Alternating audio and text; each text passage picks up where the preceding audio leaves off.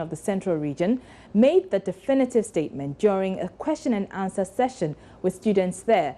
Government cancelled their allowances on the basis that it leaves the state with adequate funds to expand educational infrastructure and also improve quality with the needed materials. However, the cancellation has been met with protests by teacher trainees across the country who say they've become worse off as a result. The matter has come up during the campaign tour of the opposition New Patriotic Party flag bearer Nana Akufo-Addo, who has promised to restore the allowance if he wins the 2016 elections. But President Mahama says he would prefer to lose the December 7 polls rather than rescind his decision. For partisan politics purposes, you have your political opponents come and say, when we come back, we'll restore the trainee allowances to colleges of education. For me, better to lose the election on principle than win it on falsehood.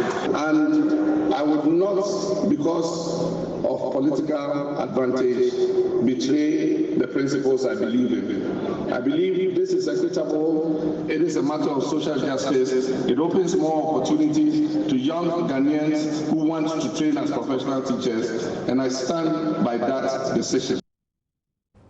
So President Mahama there, well, as you may be aware, the Teacher Trainees Association, which has been appealing to government to restore the allowances, especially in the wake of government's decision to restore the allowances of their colleagues in the nursing training institutions. Patrick Entry Kakare is Public Relations Officer of the Teacher Trainee Educational College. He tells my colleague Francis Aban the association is strategizing to ensure government backs down on its stance. You see, the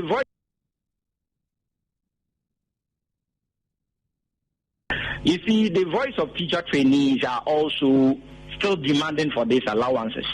Though that is the opinion, being a human leading the country, of the president, that if it will even cost him, the election, he doesn't care by not bringing it back. But when you get down there, teacher trainees, their voice, their cry is for the allowances.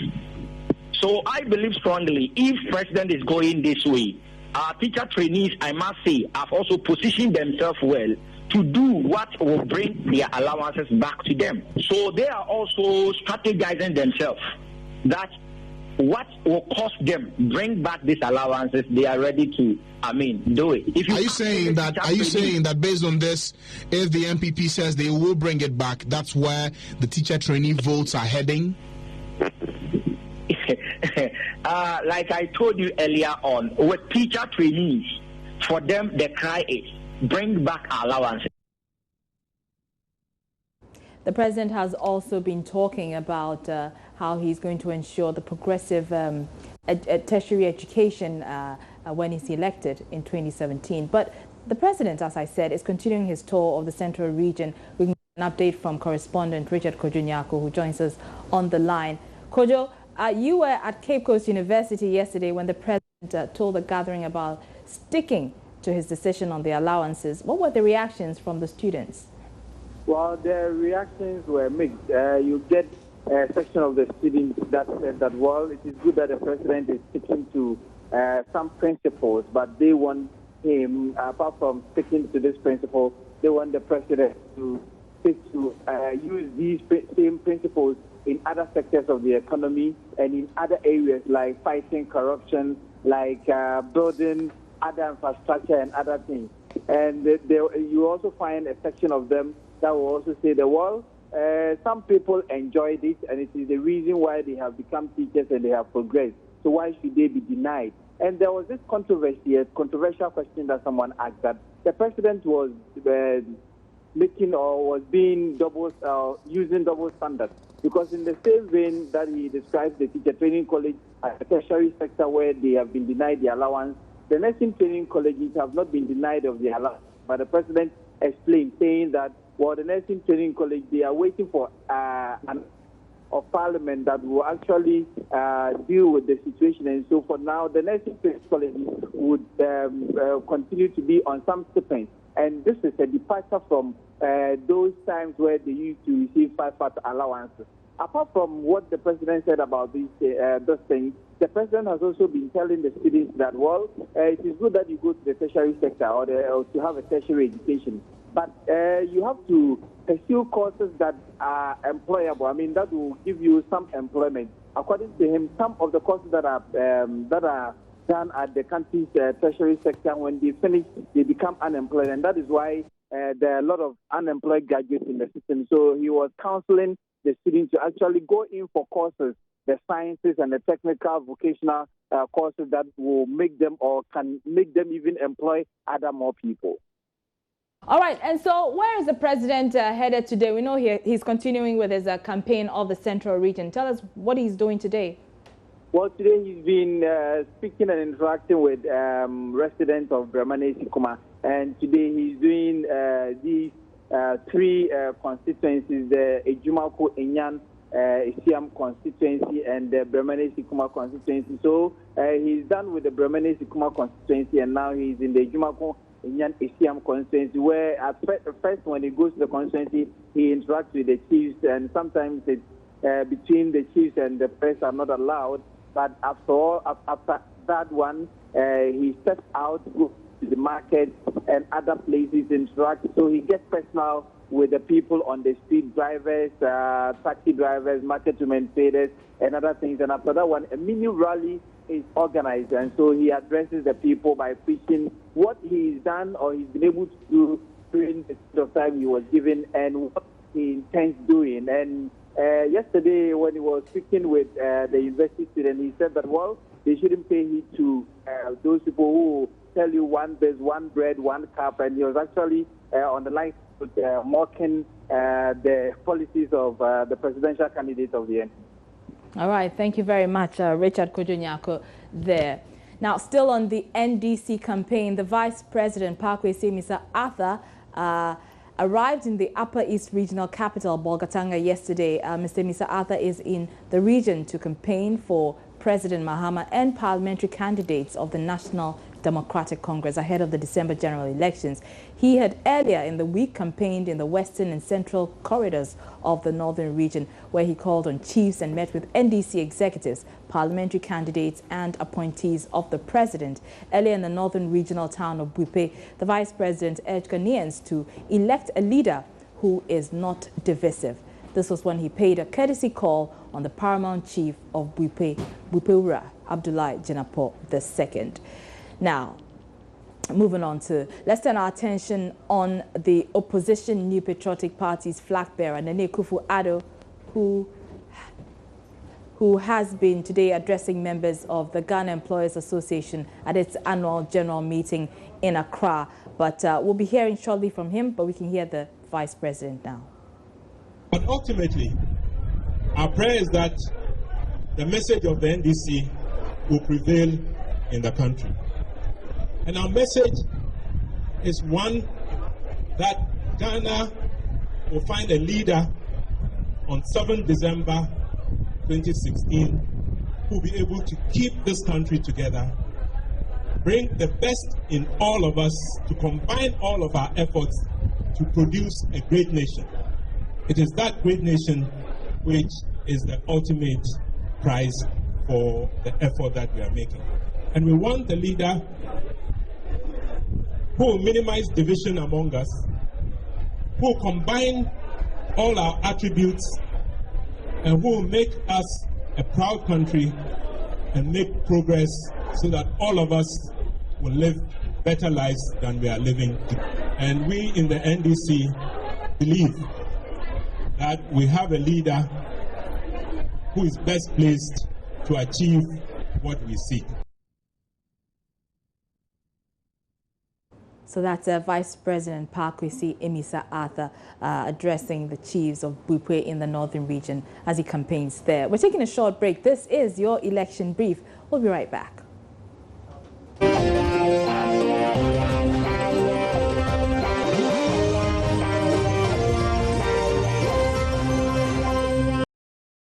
You're welcome back to Election Brief. Let's turn our attention on the opposition NPP flag bearer, Nene Akufo-Addo, who has today been addressing members of the Ghana Employers Association at its annual general meeting in Accra. The NPP flag bearer has, among others, been talking about how his government would abolish a number of taxes and implement the public procurement laws to the letter to ensure efficiency within the procurement sector. JoyNews' Joseph Akablay was at that program. He's just returned and joins me in the studio. Joseph, it's quite interesting to see a political leader at a business function. Tell us why the MPP leader was at that event. Well, according to the leader of the Employers Association, he says as part of their general meeting agenda, each time they offer the opportunity for politicians to come and speak about the ideas, because they realize that they as employers have a key role, same with those who are politicians who eventually will be coming into office. So it's just part of the annual general meeting procedure. All right. So did the MPP leader specify which taxes he intends to abolish? He has been talking about taxes on imported medicine. He has also talked about those that have to do with other raw materials that people who operate industries also need as well. All right, so we can listen to him now. The Mahama government has in these last few years, sadly, failed to find solutions to these problems, which have led to the collapse of many businesses. A future MPP government, God willing, will focus on 4 key priorities: building a strong, resilient economy by restoring macroeconomic stability and ensuring fiscal discipline, revitalizing the industrial sector, revitalizing the agricultural sector. These 2 sectors provide the basis for Ghana to add value to its natural resources and optimize its comparative and competitive advantage in regional and global trade, and implementing an aggressive, targeted infrastructural development program. Some of the specific policy interventions to be introduced in the trade and industry sector are the following, and their intent are to shift the focus of economic policy away from taxation to production by, inter alia, removing import duties on raw materials and machinery for production within the context of the ECOWAS Common External Tariff Protocol, CET, eliminating the special import levy, abolishing the 17.5% VAT on imported medicines not produced in Ghana, abolishing the 17.5% VAT on financial services, abolishing the 17.5% VAT on real estate sales, abolishing the 17.5% VAT on domestic airline tickets, reducing VAT for micro and small enterprises from the current 17.5% to the 3% flat rate VAT introduced by the NPP, reducing corporate income tax rate from 25% to 20%. The process was initiated by the Kufuor administration when it reduced corporate income tax rate from 35% to 25%. It has stood at 25% for the last 8 years. We intend to bring it further down to 20%.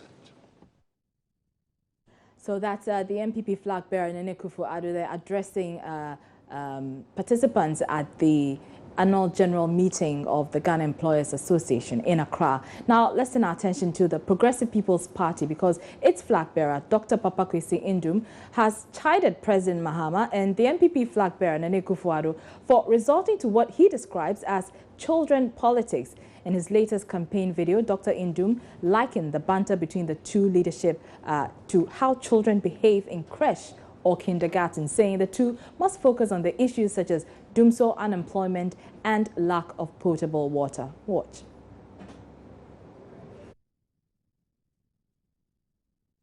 And yes, Mahama can go around and pretend that he hasn't heard or read about the things about somebody's health. So he can say, oh, as for me, I won't campaign on Akufo-Addo's health. Then Akufo-Addo will also say, oh, as for me, I won't campaign about certain things to do with Mahama, but they are doing it. They are doing it. So this is children politics. Is that what Ghanaians want? That there's a better road to achieving a stronger, more prosperous Ghana. That's the high road. That's the road we in the Progressive People's Party, that's the road we'll travel on.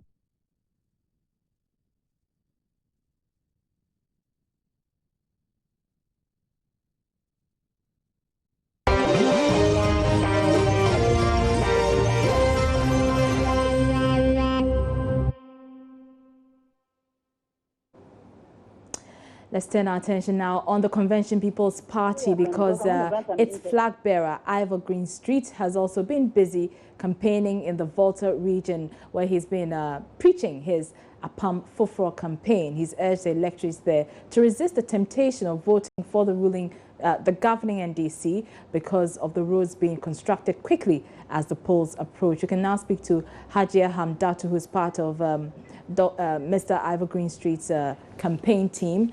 Thank you for your time, madam. Thank you very much for having me. And all right. Good afternoon to your cherished listeners out there. Very well. Tell us how the campaign is going. Where are you now? What have you been telling the people? Currently we are in Kando. We just left the palace of the traditional council and we are going to the rally ground. So we started on Sunday from Abor, Zolekope, Anglogan, Ketu, and then the next day we went to Batos, Mepeda, the North Song area, and then we went to Adidome, Central Song, we went to Dabala, and the next day we went straight to Pasa, and then Umpanta. After which we went to Kachu West and East, and then yesterday we were at Boeing traditional area where the Togui Gabusu decided to honor our flag bearer by making him a citizen of Boeing traditional area, Hohoi. His name is Ivor Kobla Greenstreet. So the people here were saying that it should be Ivor Kobla Greenstreet. So today we are in Kando, as I told you earlier on. We just left the chief palace, and you can imagine the kind of people who came out to give the flag bearer a rousing welcome. So we are going to the rally ground to introduce our flag bearer there and then the parliamentary candidate who is contesting on the CPP ticket. So I can say in all, we are having a very good time in our Volta region. All right. Thank you very much. That's Hajia Hamdatu, and she's part of the CPP flag bearer, Ivor Kobla, now Komala Greenstreet's campaign, and they've been campaigning in the Volta and the Upper Volta and the northern regions. So let's turn our attention on someone else. Now, the MPP flag bearer, Nene Akufo-Addo, stole the idea of citing one factory in every district. A very serious accusation there, and it's coming from the presidential candidate of the Independent People's Party, Kofi Akpaloo. According to him, the MPP began talking about the one district, one factory after the IPP launched its 30-page manifesto at the party headquarters at Denyame in Kumasi last June. But how true is this? He joins me in the studio with more. Now, good afternoon to you, Mr. Akpaloo. Good afternoon. You say that the MPP idea is not yours. It's not, the idea is yours. It was stolen from you, and that is not original from the MPP. Oh, yeah, it's How true. different is yours from theirs? You see, what are the specifics of yours? Yeah, if you go to page 13 of our manifesto, we are saying that we're going to build 250 factories more in nationwide, and that is going to create 180,000 jobs. So they picked the idea. If you have listened to Akufo-Addo, since 2007, when he became the flag bearer of the MPP, up to 11th of June, 2016, he never mentioned anything about factory anywhere. Are you okay? Yeah. So he started mentioning this on the 14th of June, after we have launched our manifesto on the 11th of June. Okay, we are the first party to launch manifesto. And in it, that's why I'm giving the reference. They picked two ideas. One is about turning Ghana into an ICT hub, but that one didn't fly. And then people just got into following this one district, one factory. You know, even it's dead on arrival. Even that one, building a factory in each district, to us, is even dead on arrival. I see. So you're saying that their version of your idea won't work? It won't work. Why? Because before you site a factory, you have to know so many things. You have to understand certain factors. One, you have to know the proximity to market. You have to understand economies of scale. You have to understand the availability of infrastructural facilities, being water, electricity, road network. You have to also understand the climate condition, the ecology, and then the environmental issues. And also you have to look at the skilled labor availability. All these things before you come out with that. So and you're saying that the MPP hasn't looked at all these factors? Because you see, when you put a factory, one factory here, what are the economic advantages? What are the economies of scale? Because put one in this district, put one in another district. We have to identify a place and put about 10 or 20 factories there so that they can share certain things in common. Are you okay? So even that one alone tells you that they didn't think through.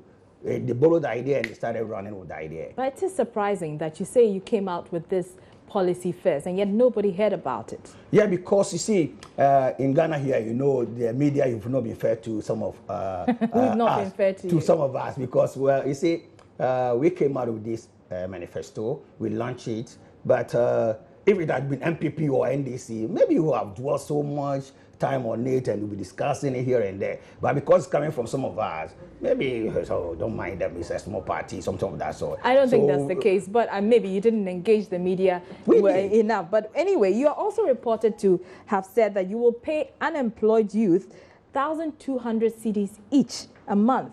Oh, okay. While persons below 18 years of age will receive 600 cedis. How do you intend to do that? Oh, no, maybe the person didn't read where they got this information from. Well, because if you go into the manifesto, we are talking about fighting poverty. Right. We are saying that we're going to pay 1,200 to the unemployed, those above 18 years, every year, that's per annum. And then 600 cedis to every child below 18 years per annum. So it's not monthly, it's a yearly thing. 1,200 every year. That works to 100 cedis each month. How are you going to go about that? That is what I want. Oh, no, it won't be a problem. Maybe you mean how you're going to get the money to do this. Yeah, currently you are paying SNIT already. And if you look at the name, it says Social Security and National Insurance Trust. It means that all our social needs should be secure. Is our economy robust enough to accommodate this? No, we need to stimulate the economy. We need to grow the economy. We need to expand the economy. We need to open the economy. Because we are running like a closed economy. And we have to open the economy. We have to get businesses running. So if we do the right things, these things won't be a problem. Because right now, if we allocate social security numbers to everyone to serve as de facto ID, that also serve as your tax number, definitely we'll be able to get people who are making income in this country to pay the right amount of taxes. This is the only country where somebody can wake up in the morning and become a millionaire. Nobody seems to bother.